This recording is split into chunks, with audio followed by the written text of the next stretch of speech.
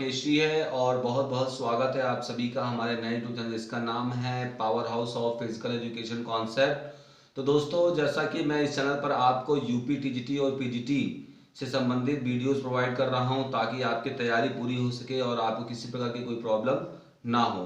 तो इससे पहले मैंने बहुत सारे वीडियोस डाल दिए हैं, अगर आपने पहले वो नहीं देखा है तो मेरा रिक्वेस्ट आपसे है कि पहले आप वो वीडियो देख लें ताकि चीज़ें आपको सीक्वेंस से समझ में आ जाएं।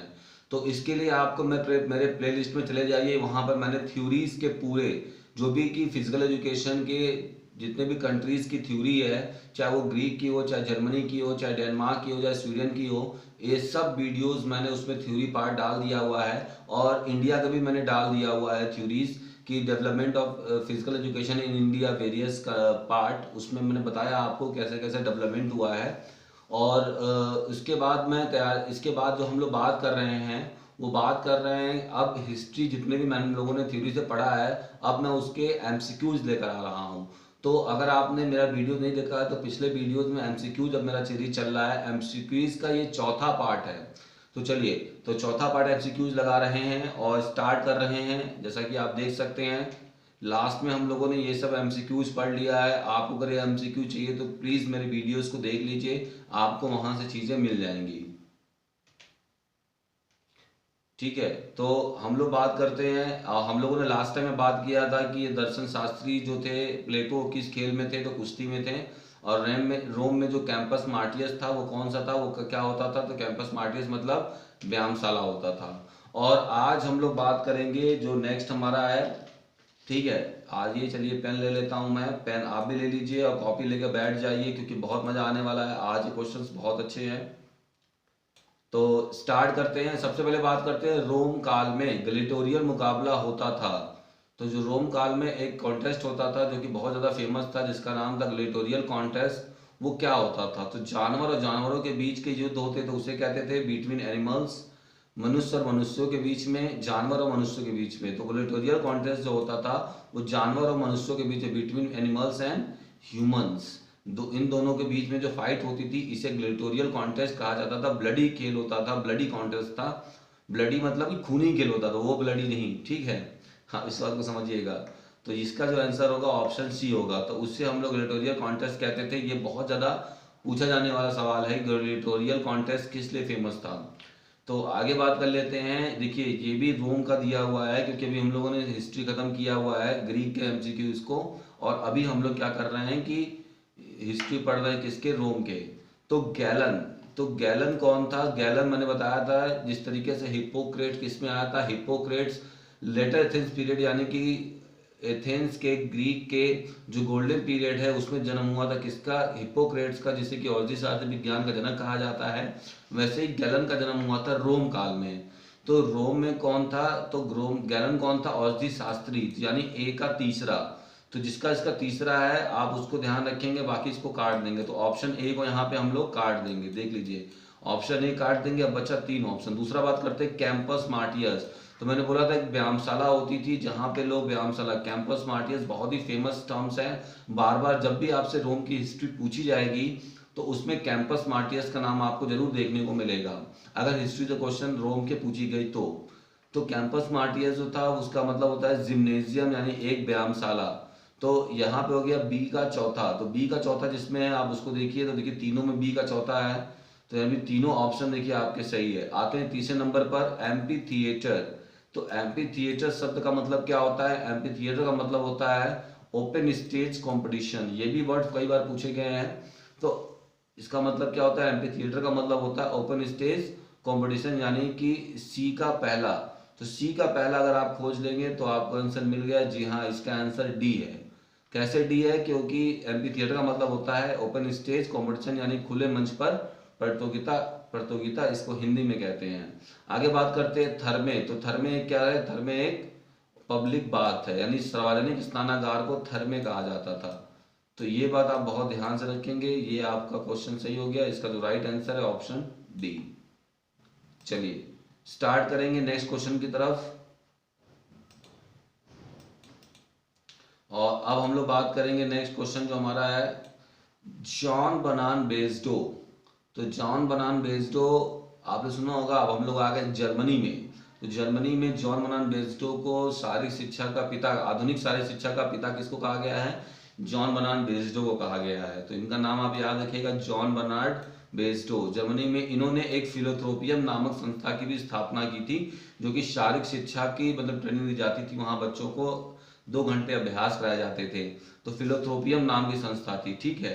तो यहाँ पे जो क्वेश्चन पूछा है, देखिए क्वेश्चन क्या पूछा है कि जॉन बर्नार्ड बेस्डो ने जर्मनी में फिलोथ्रोपियम नामक संस्था की स्थापना की। यहाँ पर पहले शिक्षक कौन थे? देखिए क्वेश्चंस को घुमा दिया गया है, और अब ऐसे ही आसान क्वेश्चन आपको नहीं देखने वाले हैं। बहुत सारे बच्चे बस सोच रहे हैं कि क्वेश्चन को रट लेंगे तो वो बहुत अच्छा काम कर ले रहे हैं और 15 क्वेश्चन में से फंस जाएगा। It is not possible. मैं आपको बता रहा हूँ कि जब तक आप बेसिक तैयारी नहीं करेंगे आपको चीज़ें समझ में नहीं आएंगी।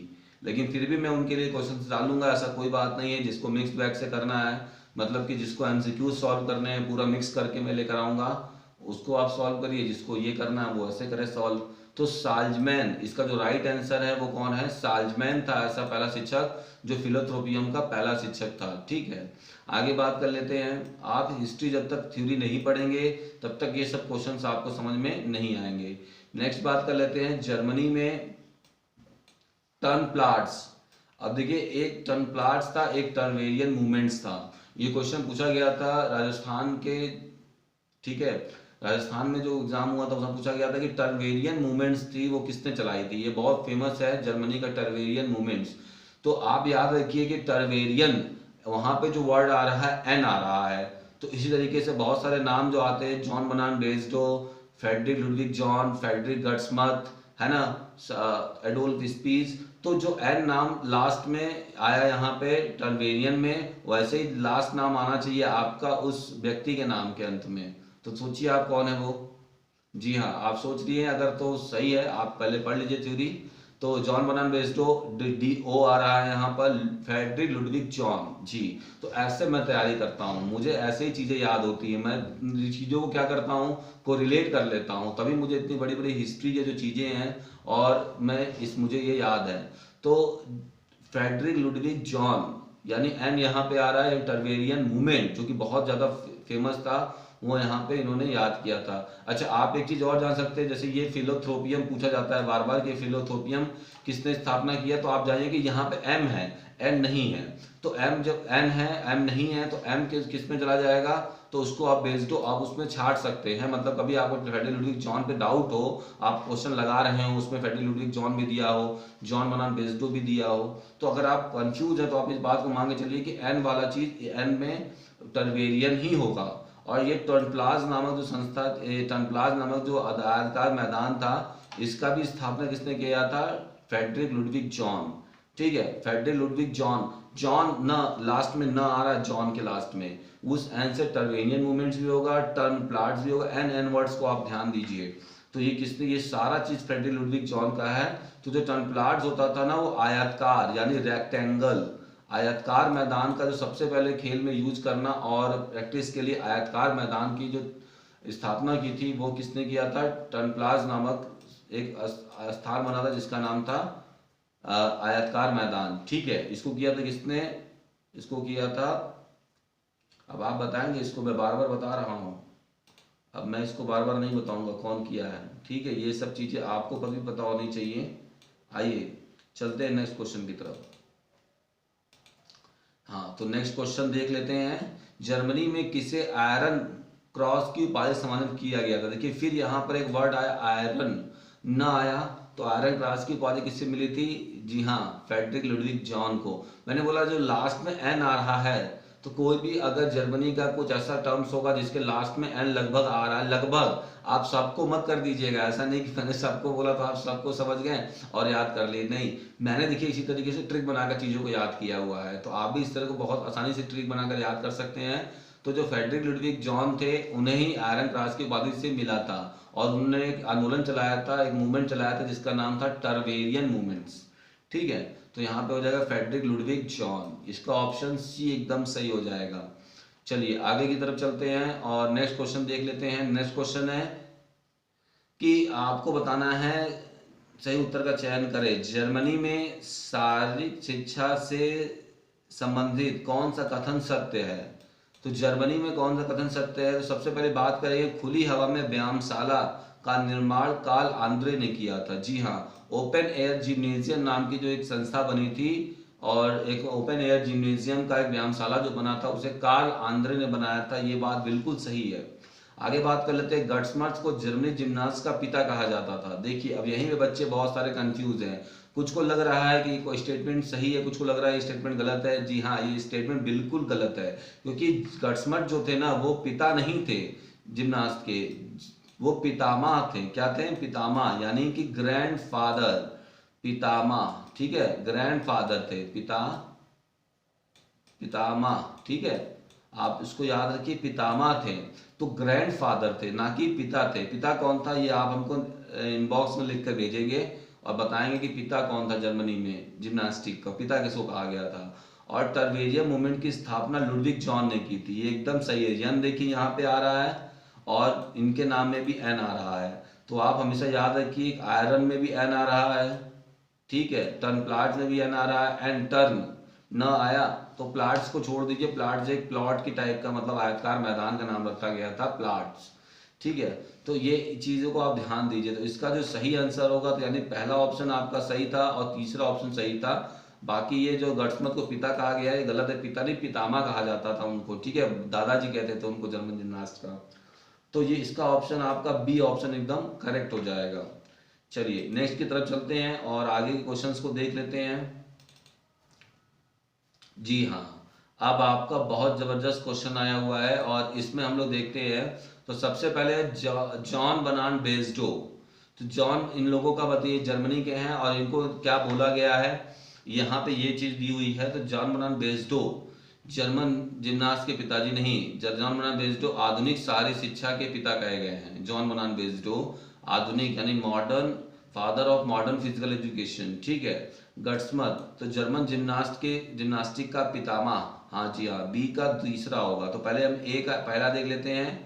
सॉरी, यहाँ पे कुछ आंसर में गलती लग रहा है। गट्समथ को देख लेते हैं पहले।